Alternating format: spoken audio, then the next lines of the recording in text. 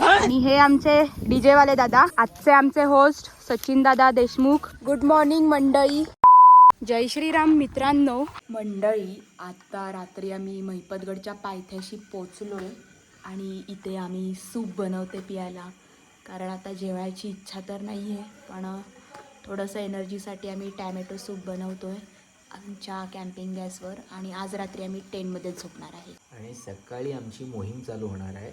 आम्ही शिडी लावणार आहोत गडावर. सकाळचे वाजलेले आहेत 5 आणि रात्री आम्ही इथे टेंट लावून झोपलो होतो मस्त. आता निघणार आहोत आम्ही पुढच्या मोहिमेसाठी, तर व्हिडिओ शेवटपर्यंत नक्की बघा. निघालेलो आहोत मोहिमेवर आणि आज आमच्यासोबत जिल्हाध्यक्ष दीपेश दादा वारंगसुद्धा आहेत. मुंबईवरून आलेत दादा.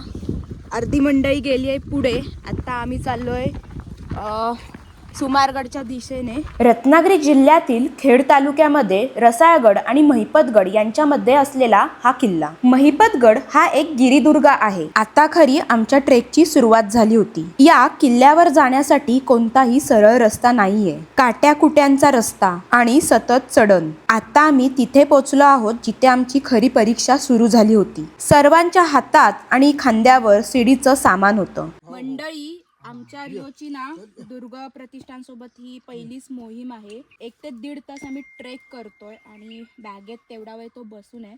काही लोकांना असं वाटतं की प्राणी सपोर्ट करत नाहीत, तर काही त्याने त्रास दिलेला नाही, म्याव पण केलं नाही, बसून आहे बॅगेत मस्त झोपलाय. आणि त्याच्यासोबतच ना मंडळी, हा आमच्यासोबत एक वाटाड्या आलेला आहे आणि हा सह्याद्रीमध्ये ना तुम्हाला हा साथी कायम बघायला भेटेल.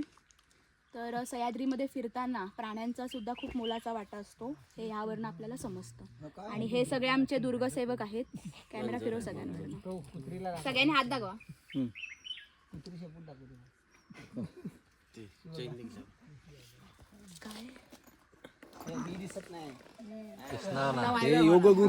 योग गुरु किती 60. आणि एवढ्या वेळात तुम्ही एवढं फिरता सह्याद्रीमध्ये? जंगलातच राहतात ते. इथली लोक सबन गेली खाली बांधला कोकणाला. गणगोर गेला इथं 60 घर. हे पाईप दाखव. हा किल्ला अतिशय दुर्गम, दाट झाडी आणि कठीण कातळात असल्यामुळे इथे फार कमी ट्रेकर मंडळी येतात. समुद्र सपाटीपासून सुमारगड सुमारे 2000 फूट उंचावर आहे. आता जवळजवळ अर्धा ट्रेक कंप्लीट केलेला आहे आणि ह्या ठिकाणी थोडं आम्ही रेस्ट करायला बसलेलो आहोत. तो समोरचा नजारा बघा. भर उन्हात सुद्धा आम्हाला थंडी लागते इकडे, कारण आलोय वरती. जर नीट बघितलात समोर तर जरा धुकं पडलेलं दिसत असेल तुम्हाला आणि गार वारे वाहत आहेत.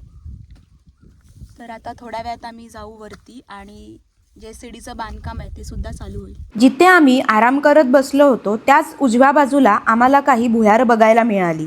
किल्ल्याच्या ह्या बाजूला एक भुयारी मार्ग आहे, तर बघू शकता. आता आम्ही चाललो होतो किल्ल्याच्या पाठच्या बाजूला, जिथे आम्हाला पाण्याच्या टाक्या सुद्धा बघायला मिळाल्या. गड किल्ले परिवारासोबत आजचं जेवण आमचं याच किल्ल्यावर झालं. आता शिडी लावण्याचं काम सुरू झालं होतं. सुमारगडावर वरती शिडी लावायचं काम चालू आहे आणि आम्ही निघालोय आमच्या परतीच्या प्रवासाला, कारण आम्हाला संध्याकाळच्या आधी रत्नागिरीत जायला निघायचं आहे. तर सुमारगडचा जो वरचा भाग राहिलेला आहे तो आपण कधीतरी कव्हर करू. रसाळगड, महिपतगड आणि सुमारगड असा आपण रेंज ट्रेक करू शकतो. त्याचबरोबर आपल्याला इथून चगदेव आणि पर्वतगड सुद्धा दिसतो. सुमारगडावर एक शिवलिंग आणि एक गुहा सुद्धा आहे. संध्याकाळी 6 वाजता आम्ही आमच्या परतीच्या प्रवासाला निघालो. या जर्नीचा पहिला पार्ट आपल्या यूट्यूब चॅनलवर अवेलेबल आहे. तर मंडळी, हा ब्लॉग तुम्हाला आवडला असेल तर भेटूया आपण नेक्स्ट ब्लॉगमध्ये. आणि जाता जाता आपल्या यूट्यूब चॅनलला सबस्क्राईब करायला विसरू नका.